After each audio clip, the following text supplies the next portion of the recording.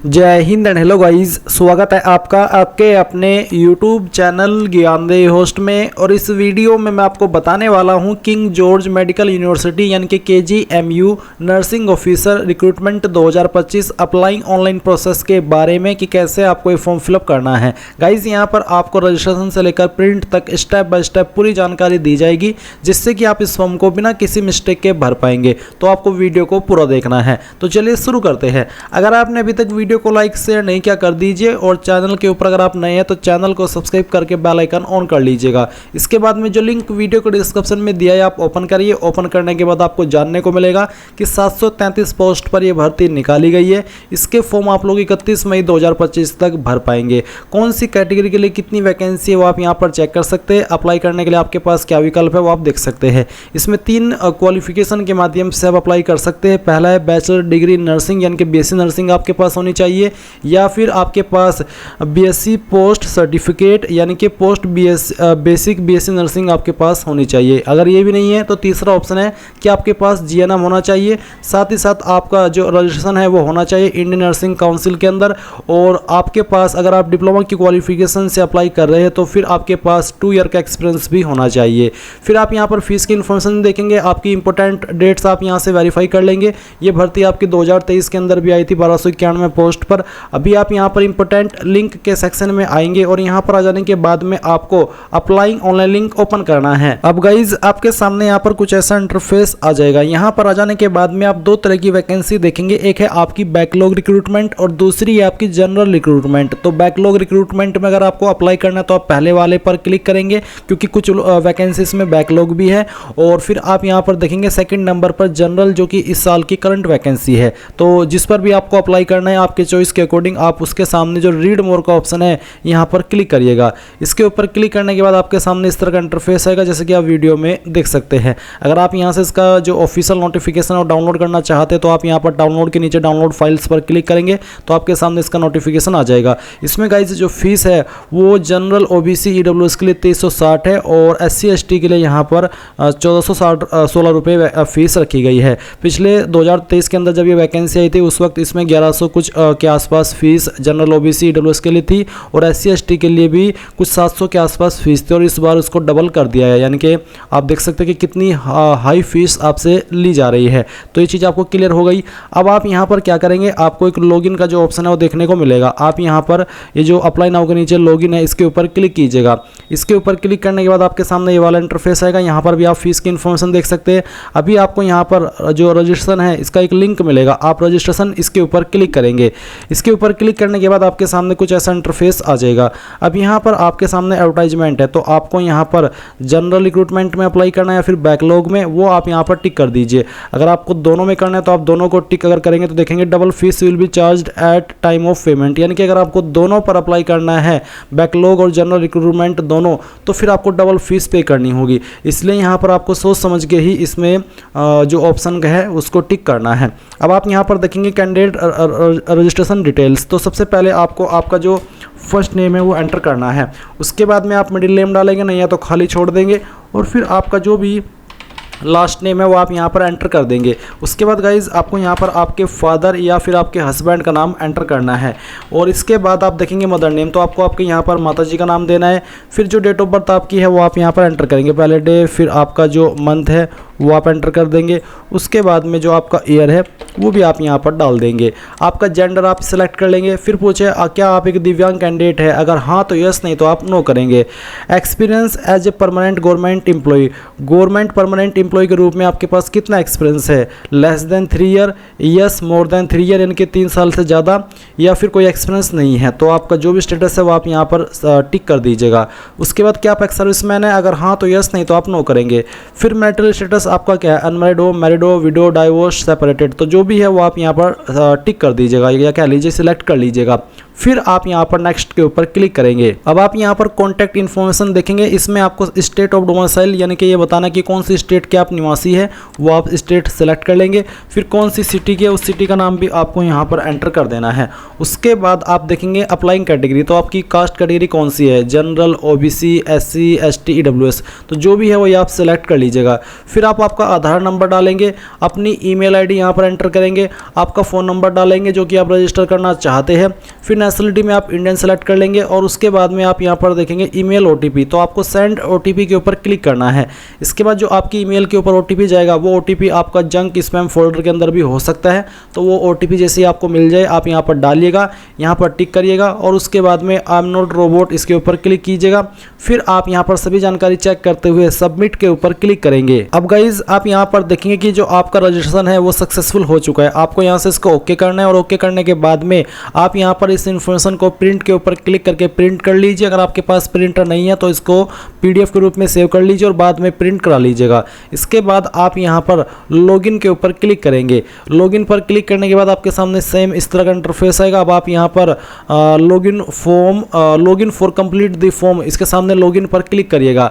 अभी आपको जो रजिस्ट्रेशन नंबर मिला है वो डालिए, जो आपने अभी मोबाइल नंबर रजिस्टर किया है अपना वो डाल दीजिए। डेट ऑफ बर्थ आपने अभी क्या डाली है फॉर्म के अंदर वो आप यहाँ पर इसमें एंटर कीजिए और फिर लॉगिन के ऊपर क्लिक कीजिए। अब आपको यहाँ पर फिर से एक ओटीपी सेंड किया होगा, आपको आपकी ईमेल चेक करनी है, ओटीपी आपको मिल जाएगा। फिर आप वेरीफाई ओटीपी यहाँ पर कर दीजिएगा। ओटीपी डालने के बाद और फिर आप यहाँ पर देख सकते हैं इसमें फीस की इन्फॉर्मेशन, तो आपके सामने यहाँ पर जनरल फीस आ रही है।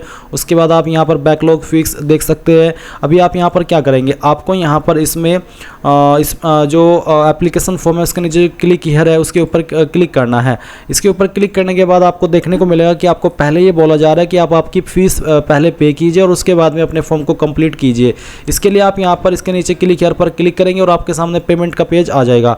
आप आपकी एप्लीकेशन फ़ीस यहाँ पर इसमें काफ़ी सारे माध्यम से जमा कर सकते हैं, जैसे कि फ़ोन पे, भीम यूपीआई, इंडस्ट्रियल बैंक। तो बेसिकली यहाँ पर आपको जिस भी माध्यम से अपनी फ़ीस जमा करनी है वो आप यहाँ पर सेलेक्ट कर लीजिएगा। जो भी माध्यम आपको सेलेक्ट करना है वो आप कीजिए और फिर यहाँ पर अपनी एप्लीकेशन फ़ीस जमा कर दीजिए। जैसे ही आपकी एप्लीकेशन फ़ीस जमा हो जाएगी तो आप इसी डैशबोर्ड पर आ जाएंगे जहाँ से आपने आपकी एप्लीकेशन फ़ीस के लिए आगे बढ़े हैं या फिर क्लिक किया था। अभी गाइज आगे बढ़ने से पहले मैं आपको बताना चाहूँगा कि अभी जो आपके लिए ये वीडियो मैं बना रहा हूँ ये मैं डेमो के लिए बना रहा हूँ, जहाँ पर आपको ये सिखा रहा हूँ कि कैसे आपको खुद से अपना फॉर्म भरना है ताकि आपसे कोई भी मिस्टेक ना हो। तो मैं यहाँ पर रियल में ये फॉर्म नहीं भर रहा, और जबकि क्योंकि मैं रियल में फॉर्म नहीं भर रहा तो मैं ऐसे में यहाँ पर इतना बड़ा चार्ज जो कि 2360 रुपये है वो पे नहीं कर सकता, क्योंकि अगर मैंने वो पे किया भी तो वो वेस्ट चला जाएगा, क्योंकि वो किसी के भी काम नहीं आएगा। इसलिए गाइज यहाँ पर मैं आगे का प्रोसेस आपको नहीं दिखा सकता, क्योंकि इस बार ये जो फॉर्म फिल करने का प्रोसेस है उसकी वेबसाइट को भी चेंज करके रखा है और इसमें जो आपका इंटरफेस है वो भी अलग है, तो उसके लिए मैं माफ़ी चाहूँगा।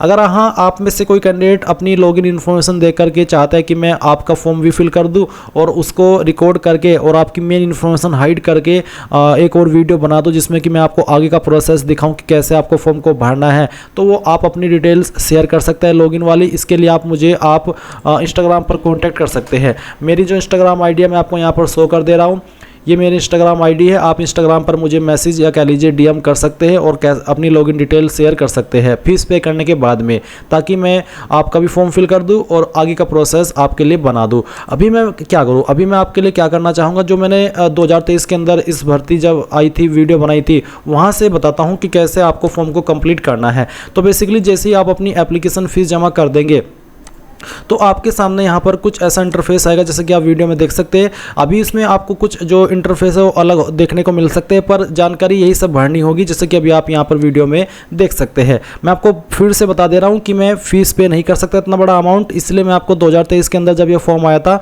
और जब मैंने वीडियो बनाई थी वो वाली, उसी से आपको यहाँ पर ये चीज़ें एक्सप्लेन कर रहा हूँ ताकि आप इस वीडियो को देख करके अपना फॉर्म भर सके। तो आपके सामने एप्लीकेंट डिटेल्स आएगी जहाँ पर आपको इसमें आइडेंटिटी प्रूफ देना होगा, जहाँ पर आप आधार कार्ड का नंबर दे सकते हैं। फिर यहाँ पर आप रिजर्वेशन कैटेगरी, अप्लाइंग कैटेगरी, ये सब इन्फॉर्मेशन देंगे।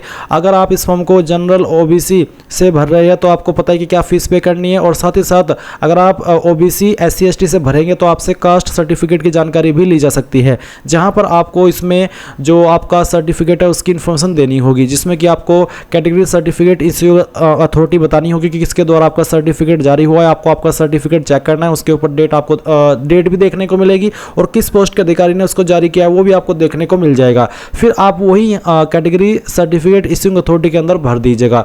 सर्टिफिकेट एप्लीकेशन नंबर डाल दीजिएगा, कैटेगरी सर्टिफिकेट नंबर डाल दीजिएगा। ये दोनों चीज़ें आपको देखने को मिल जाएगी आपके सर्टिफिकेट के ऊपर, और किस डेट में आपको सर्टिफिकेट जारी हुआ है, अगर ये डेट भी आपसे पूछी जा रही है तो वो भी आप यहाँ पर दे दीजिएगा। फिर उसके बाद में आपको यहाँ पर सवालों के कुछ आंसर करने हैं, जैसे कि क्या आप डिपेंडेंट ऑफ फ्रीडम फाइटर, अगर आपके सामने ये सवाल है तो आप इसमें यस कर दीजिएगा, अगर आप नहीं है तो आप नो कर दीजिएगा। और फिर है are you an employee of state government, central government, अगर आप ऐसे कैंडिडेट है जो स्टेट गवर्नमेंट के, सेंट्रल गवर्नमेंट के एम्प्लॉय है और आपके सामने ये सवाल है तो आप इसका आंसर यहाँ पर कर दीजिएगा यस नो में। और ये जो फोटो साइन है ये भी आपको यहाँ पर अपलोड करना होगा। फोटो के जो इंस्ट्रक्शन है वो आपको देखने को मिल जाएंगे कि आपकी फ़ोटो की वाइड कितनी होनी चाहिए और हाइट कितनी होनी चाहिए, और इसी प्रकार से सिग्नेचर की जो वाइड है और जो हाइट है वो कितनी होनी चाहिए वो आपको यहाँ पर बोला है। उसी के अकॉर्डिंग आपको यहाँ पर आपका फोटो साइन अपलोड करना होगा। फिर आप जैसे सेव एंड नेक्स्ट कर देंगे तो आपके सामने यहाँ पर जो आपकी सिटी सेंटर की जानकारी वो आ जाएगी। तो आपको बताना है कि पहली चॉइस आप किसको देना चाहते हैं। अगर आपके सामने अभी भी प्रेफरेंस आ रही है सेंटर चॉइस करने की तो आप यहाँ पर 3 प्रेफरेंसेस दे दीजिएगा। उसके बाद में आपका एड्रेस आएगा, परमानेंट एड्रेस में आपका जो परमानेंट एड्रेस है वो भरिएगा, प्रेजेंट एड्रेस में जो आपका प्रेजेंट एड्रेस है वो डाल दीजिएगा। अगर आपने परमानेंट एड्रेस भर दिया और उसके बाद में फिर जो प्रेजेंट एड्रेस के नीचे सेम एज परमानेंट एड्रेस है, अगर आपका दोनों एड्रेस सेम है तो आप इसको टिक कर दीजिएगा। अगर अलग अलग है तो अनटिक करके अलग से आप आपका प्रेजेंट एड्रेस और परमानेंट एड्रेस भर सकते हैं। फिर गाइज आप सेव नेक्स्ट करेंगे तो आपके सामने नेक्स्ट स्टेप आ जाएगा जहां पर आपको क्वालिफिकेशन की जानकारी देनी होगी। सबसे पहले आप 10वीं की इन्फॉर्मेशन भरेंगे। 10वीं आपने किस इंस्टीट्यूट से की है उसका नाम और एड्रेस कंप्लीट आपको यहां पर भरना होगा, अगर आपसे मांगा जा रहा है इस वाले फॉर्म में भी। फिर आपको बोर्ड का नाम बताना होगा। मेजर सब्जेक्ट आपके पास क्या थे वो सब्जेक्ट आप यहाँ पर एक एक करके लिख दीजिएगा। कितने नंबर आपको आए थे मार्क्स ऑब्टेंड में लिखेंगे, कितने नंबर कितने में से आए थे वो आप मैक्सिमम मार्क्स में लिखेंगे, परसेंटेज आपकी कैलकुलेट कर ली जाएगी। फिर आप पासिंग ईयर भी डाल दीजिएगा। अगर आपके नंबर CGPA के अंदर है तो आप उनको नंबर के अंदर कन्वर्ट करके यहाँ पर भरेंगे। फिर आपको 12वीं की इन्फॉर्मेशन देनी है तो सेम वे में आप यहाँ पर बताएंगे कि कौन से इंस्टीट्यूट से आपने किया, उसका पूरा नाम आपको देना होगा। और इसके अलावा फिर आपको बोर्ड का नाम देना है। फिर आपके मेजर सब्जेक्ट्स आपको यहाँ पर डाल देने हैं, ऑब्टेंड मार्क्स देने हैं, कितने में से नंबर आए थे वो डाल देना है, परसेंटेज कैलकुलेट कर ली जाएगी और पासिंग ईयर डाल देना है। फिर C.1.3 में आपको बताना है कि आपके पास क्या है, BSc नर्सिंग या फिर diploma in general and midwife. GNM से अप्लाई करेंगे तो 2 ईयर का एक्सपीरियंस आपके पास होना ही चाहिए, और BSc नर्सिंग से अप्लाई करने पर 2 ईयर का एक्सपीरियंस कंपलसरी नहीं है। तो जो भी आपके पास क्वालिफिकेशन है इनमें से वही आप सेलेक्ट कर लीजिएगा। फिर आप यहाँ पर नेम ऑफ स्कूल या फिर इंस्टीट्यूट का नाम देंगे, बोर्ड का नाम देंगे, आपके मेजर सब्जेक्ट या डिसिप्लिन यहाँ पर बताएंगे, मार्क्स ऑब्टेंड बताएंगे, मैक्सिमम मार्क्स, परसेंटेज और आपका पासिंग ईयर। तो ये सभी इन्फॉर्मेशन आपको भर देनी है। अगर आपके पास कोई अन्य क्वालिफिकेशन है तो वो आप C.1.4 में भर सकते हैं। उसके बाद आप सेव एजुकेशन डिटेल के बाद में यहाँ पर नेक्स्ट स्टेप कर देंगे। फिर आपका वर्क एक्सपीरियंस का सेक्शन आएगा। तो अगर आप डिप्लोमा के माध्यम से अप्लाई करें तो आप वर्क एक्सपीरियंस की इन्फॉर्मेशन भरेंगे, जहां पर आपको पोस्ट हेल्ड में बताना होगा कि किस पोस्ट पर रह करके आपने काम किया है। नेम ऑफ इंस्टीट्यूट के अंदर आपको बताना है कि किस इंस्टीट्यूट या फिर किस हॉस्पिटल के अंदर आपने काम किया या फिर किस यूनिवर्सिटी के। फ्रॉम के नीचे आपको डेट बतानी है जिस डेट में आपने वर्क ज्वाइन किया था, और टू के नीचे वो डेट सेलेक्ट करनी है जब तक आपने जॉब की थी। फिर आप ऐड के ऊपर क्लिक करेंगे तो आपका एक्सपीरियंस ऐड हो जाएगा। और अगर आप BSc नर्सिंग से अप्लाई करें तो फिर ये कंपलसरी नहीं है। उसके बाद आप यहाँ पर सेव वर्क एक्सपीरियंस डिटेल्स के बाद नेक्स्ट स्टेप कर दीजिएगा।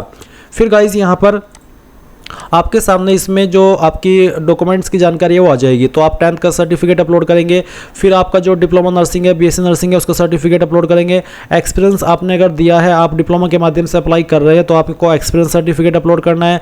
नो ऑब्जेक्शन सर्टिफिकेट, अगर आप कहीं पर काम कर रहे हैं करंटली, क्योंकि आपने एक्सपीरियंस के माध्यम से अप्लाई किया तो आपको NOC देनी होगी। NOC से मतलब होता है कि जहां पर आप काम कर रहे हैं उनको कोई ऑब्जेक्शन नहीं है, आपने उनको बता दिया है कि हाँ आप इस रिक्रूटमेंट में अप्लाई कर सकते हैं। फिर आप कैटेगरी सर्टिफिकेट अपलोड करेंगे। तो बेसिकली जो डॉक्यूमेंट्स आपको यहाँ पर बोले जा रहे हैं अपलोड करने को, ये डॉक्यूमेंट्स आपको अपलोड कर देने हैं। फिर यहाँ पर टिक करना है और नेक्स्ट स्टेप कर देना है। इसके बाद गाइज आपके सामने आपके फॉर्म का प्रीव्यू आएगा। जो भी जानकारी आपने शुरू से लेकर अभी तक भरी है वो आपको यहाँ पर चेक करते हुए प्रोसीड टू पेमेंट करना है। इसमें पहले जब 2023 के अंदर भर्ती आई थी तो पेमेंट सबसे बाद में लिया था, इस बार इन्होंने सबसे पहले पेमेंट ले लिया। ऐसे में यहाँ पर गाइज पेमेंट अगर इतना बड़ा पहले दे दिया जाए तो बाद में जाकर के प्रॉब्लम आती है, इसलिए मैंने आपको इस वीडियो से जानकारी बताई है। तो आई होप आपको चीज़ें क्लियर हो गई होगी। अगर अब आपका कोई सवाल डाउट है तो आप कमेंट के माध्यम से पूछ लीजिएगा। ये थी आपकी KGMU nursing officer recruitment 2025 form fill up के बारे में पूरी जानकारी। Thanks for watching. जय हिंद।